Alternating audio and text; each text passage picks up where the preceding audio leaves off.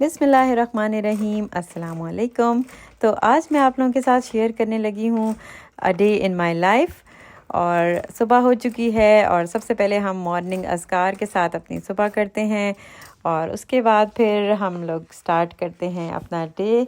Kitchen अगर पहले से साफ़ हुआ हो तो बहुत ही अच्छा लगता है सुबह किचन में आना। और सबसे पहला काम फिर मैं ये करती हूँ कि मैं जल्दी जल्दी डिश वॉशर को खाली कर लेती हूँ, क्योंकि जब सब चीज़ें जगहों पर लग जाती हैं तो आपको काम करना आसान हो जाता है और आप बार बार कंफ्यूज नहीं होते कि ये चीज़ नहीं मिल रही, वो चीज़ नहीं मिल रही। तो इसलिए सबसे पहले मैं डिश वॉशर को खाली करके सारे बर्तन जगहों पर लगा लेती हूँ। उसके बाद फिर मैं अपना काम स्टार्ट करती हूँ और इसमें सबसे पहले यही होता है कि बच्चों को यूनिफॉर्म वगैरह देकर और फिर मैं उनका लंच बनाना शुरू करती हूँ। लंच में जिस तरह ये देखें, ये शीज़ान मैंगो भी यहाँ पर मिल जाता है, ये मेरे ख्याल में यहाँ पर लोकली ही बनता है। और ये बर्गर है। मैं इंश्योर करती हूँ कि जो है सारे फूड ग्रुप्स में से कुछ ना कुछ इसमें जाना चाहिए है लंच में, जैसे कार्बोहाइड्रेट्स भी जाने चाहिए हैं, प्रोटीन्स, फैट्स, और थोड़ा सा मैं इनको उसके लिए ट्रीट के लिए इनको कोई चॉकलेट वगैरह भी दे देती हूँ। और यहाँ पर नट एलर्जी का काफ़ी प्रॉब्लम होता है, तो इसलिए फिर अगर स्प्रेड कोई चॉकलेट स्प्रेड भी यूज़ करना है तो वो न्यूटेला हम नहीं यूज़ कर सकते क्योंकि उसमें नट्स होते हैं।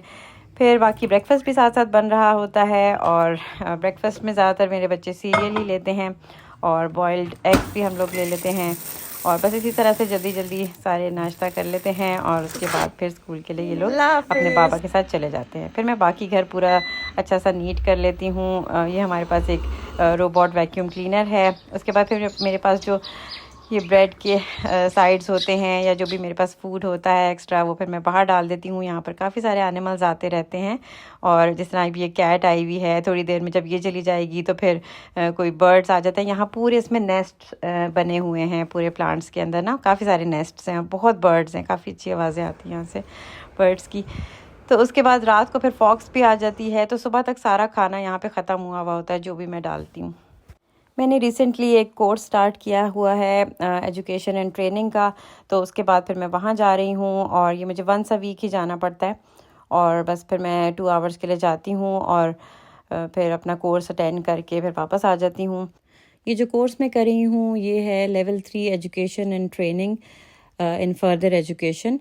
तो ये अच्छा कोर्स है। इसमें बस 4 मंथ्स के लिए मुझे ये वंस अ वीक जाना होता है और बस उसके बाद फिर मुझे सर्टिफिकेट मिल जाएगा। Then I will be able to apply for different jobs hair.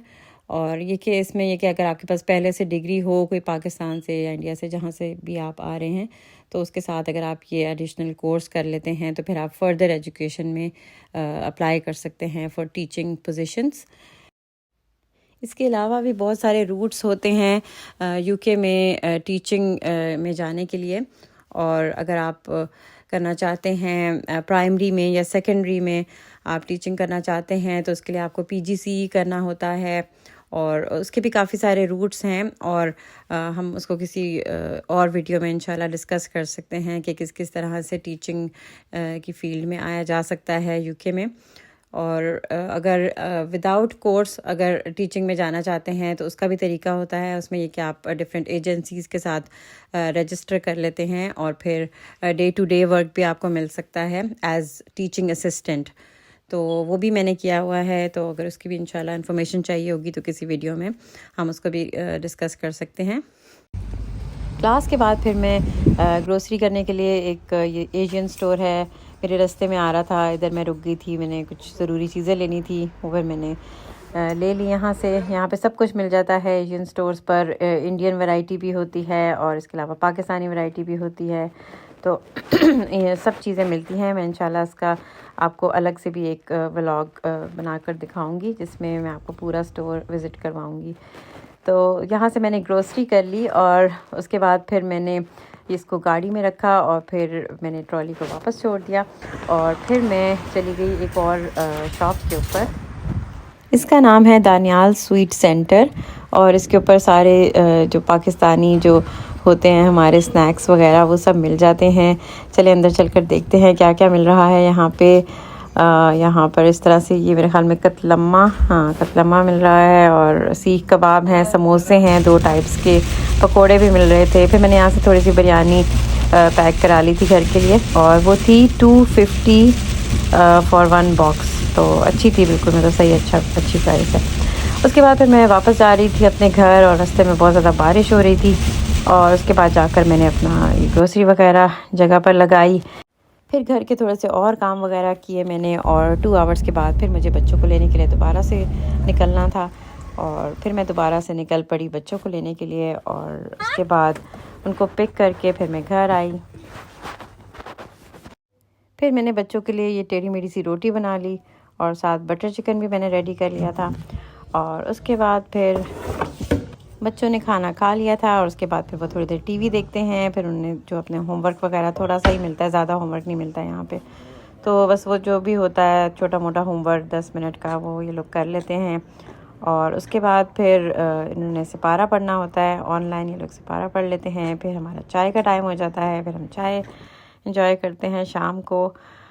अब रात के खाने का टाइम हो गया था और रात के खाने में मैंने दाल चावल बनाए हुए थे और वो जो होती है मसूर की दाल होती है ब्लैक वाली, वो मैंने बनाई थी और बहुत मज़े की बनी थी ये भी। इसमें मैंने ना क्रीम डाली थी, उससे वो बहुत मज़े की हो गई थी। फिर और ये हमारा अचार भी था, प्याज भी मैंने इसके साथ काट ली थी और हैलोपिनो भी खाते हैं बच्चे शौक से। तो बस इस तरह से हमने सिंपल सा ये दाल चावल का डिनर किया और उसके बाद फिर वाइंड अप टाइम शुरू हो जाता है। उसके बाद फिर वाइंड अप टाइम शुरू हो जाता है जिसमें मैं फिर अपना डिश वॉशर रात को लोड कर देती हूँ। और एक टिप जो मैं आप लोगों को देना चाहूँगी वो ये है कि रात को पूरा किचन अगर आप लोग नीट करके सोएंगे ना, तो उसकी वजह से आपका सारा दिन अगला बहुत अच्छा गुजरेगा और आपका टाइम बहुत अच्छा मैनेज होगा। क्योंकि जब रात को सारा कुछ हम लोग साफ़ सुथरा करके नीट करके सोते हैं तो सुबह जब किचन में आओ तो एक तो सबसे पहले बहुत अच्छा सुकून मिलता है आपको देख के किचन को कि शुक्र अल्हम्दुलिल्लाह kitchen is neat and tidy, बहुत अच्छा इफ़ेक्ट आता है उसका। और उसके बाद फिर ये कि आपके पास पूरा दिन होता है, आप आराम से अपनी बाकी चीज़ें मैनेज कर सकते हैं अगर आपने रात को किचन अपना साफ़ किया हुआ हो। और उसकी वजह से ये होता है कि अगर आप ना साफ़ करके सोना, फिर आप सुबह उठते हो, फिर पहले पूरा किचन साफ़ करना होता है, उसके बाद फिर आपका काम शुरू होता है। उसकी वजह से आपकी फिर प्रोडक्टिविटी कम हो जाती है क्योंकि आप ऑलरेडी काफ़ी थक जाते हो अपना किचन साफ़ कर कर के। तो अगर रात को हम ये करके सो जाते हैं तो सुबह के टाइम बहुत सारा टाइम हमारे पास बच जाता है और हम बहुत कुछ कर सकते हैं। अच्छा, ये जो ब्लीच वाला स्प्रे है ये काफ़ी अच्छा है और मैं इसको कभी कभार इसमें सिंक में इसको यूज़ कर लेती हूँ रात के टाइम। इससे बहुत अच्छा साफ़ हो जाता है ये वाला इस टाइप का जो सिंक होता है और बहुत अच्छा इससे क्लीन हो जाता है। अच्छा, एक बुक है, उसका नाम है सिंक रिफ्लेक्शंस। तो बड़ी अच्छी बुक है और उसमें उन्होंने इसी तरह से बताया हुआ है कि आपने घर को कैसे ऑर्गेनाइज़ करना है। और एक बड़ी अच्छी उसमें यही टिप है कि रात को अपना जो भी आपका किचन का सिंक है या बाथरूम का सिंक है उसको शाइन करके सोएं, उसको बिल्कुल साफ़ सुथरा करके सोएं। इस तरह आपको नींद भी अच्छी आएगी और जब सुबह आके जो आपको फीलिंग आएगी ना अपने किचन को देख के, तो वो बहुत अमेजिंग होती है। तो इसलिए रात को बिल्कुल स्पिक एंड स्पैन करके अपने किचन को, घर को हमें सोना चाहिए है। और एक और भी बड़े मज़े की टिप है उसमें यह है कि 10 मिनट्स का हमें टाइमर लगा देना चाहिए और उसमें पूरी फैमिली जो है वो मिलकर घर को एक दफ़ा रीसेट कर ले, क्योंकि शाम तक काफ़ी केओस हो चुका होता है टीवी लाउंज में स्पेशली। तो ये कि टाइमर सेट करके और 10 मिनट्स तक पूरी फैमिली मिलकर सब कुछ चीज़ें जो है वो जगहों पर लगा दें। एक तो ये कि सबसे पहले सब चीज़ों की जगह होनी चाहिए और जो भी उनकी चीज़ें जिनकी जगह हैं उनको वहाँ पर लगा दिया जाए। तो इस तरह से फिर आपका दिन बहुत अच्छा गुजरेगा नेक्स्ट और टाइम भी बहुत अच्छा मैनेज होगा इंशाल्लाह। तो अब मेरा किचन हो चुका है साफ़ तकरीबन, सिंक तो हो गया है। अब मैं बाकी काउंटर्स वगैरह भी थोड़े से कर लेती हूँ और काउंटर्स करने के बाद फिर हम उसके बाद फिर हम देखते हैं कि हमें क्या करना है।